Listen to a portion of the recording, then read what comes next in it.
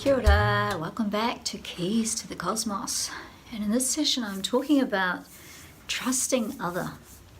And I mentioned in the session on self-trust that I draw a lot in these teachings from the traditions of teachings from Angeles Arrien, the founder of the Fourfold Way. And I did a training with Angie in 2010, and she spoke to us about the 3 planks of trust. And in that teaching session, she was talking about how there's self-trust, there's trusting other, and there's trusting the universe.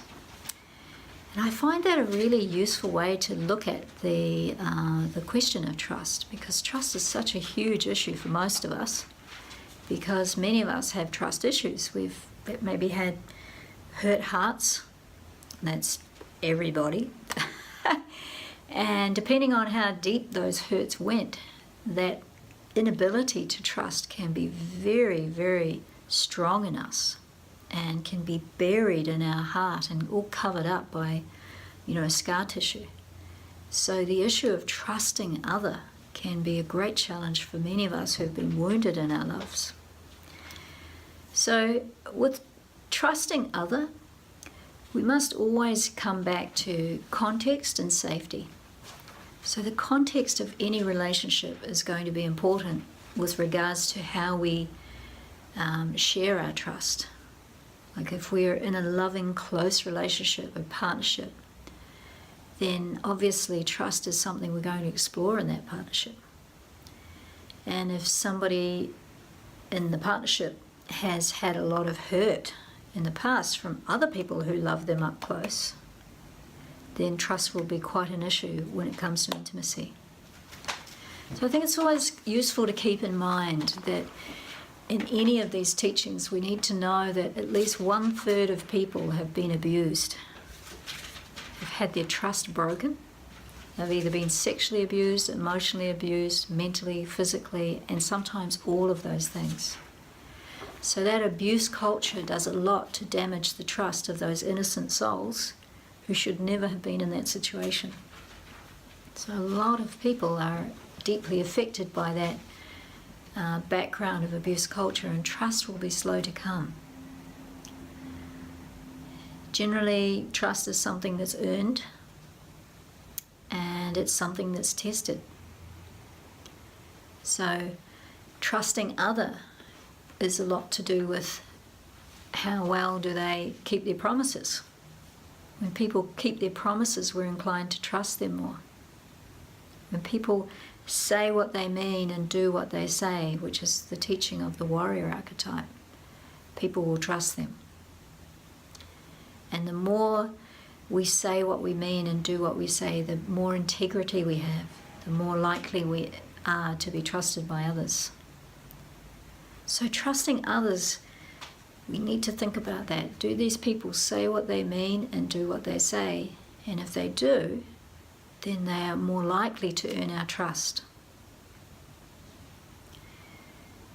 If someone is in a pattern of not coming through for us, then sometimes we need to wake up to that, because denial is a very strong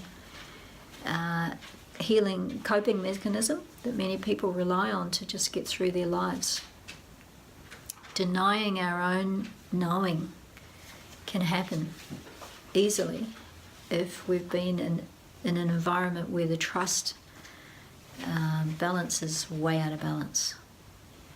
So if we're trusting people who don't deserve our trust, then we can start to be not trusting ourselves.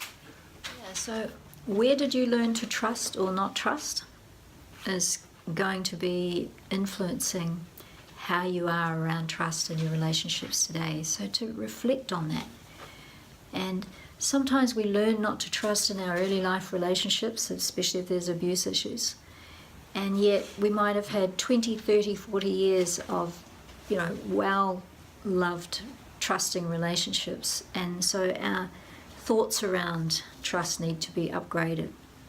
If our actual experience of life is that people love us and we can trust them, then it's useful to know that and to start being mindful of letting people into your heart space.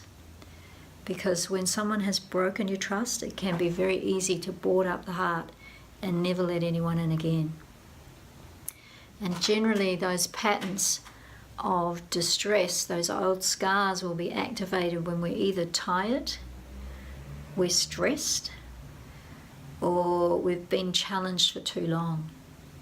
So tiredness and stress and challenge will sort of weaken our sort of internal energy. So at those times, those old scars and those old memories, those old hurts can become more active.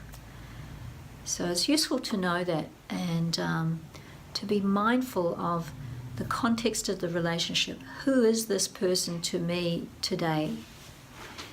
And is what I'm feeling related to today, or is it related to an old memory, an old hurt, an old scar that has nothing to do with my immediate situation? Because many of us are reacting to old situations because those old scars are driving our behaviours and our way of relating to others. So if you have some challenge around that, it might be helpful to get some healing, to get some support to look into that, and to do a thinking upgrade around that, because people block the love sometimes because they're walking around in an old scar, and it has nothing to do with what's actually happening now. Reflect on this is a big one. Yeah, trust it's a whole course all by itself, and in the Aligning Head and Heart course I talk about this in quite a lot of depth. Kia ora, aloha, aroha nui.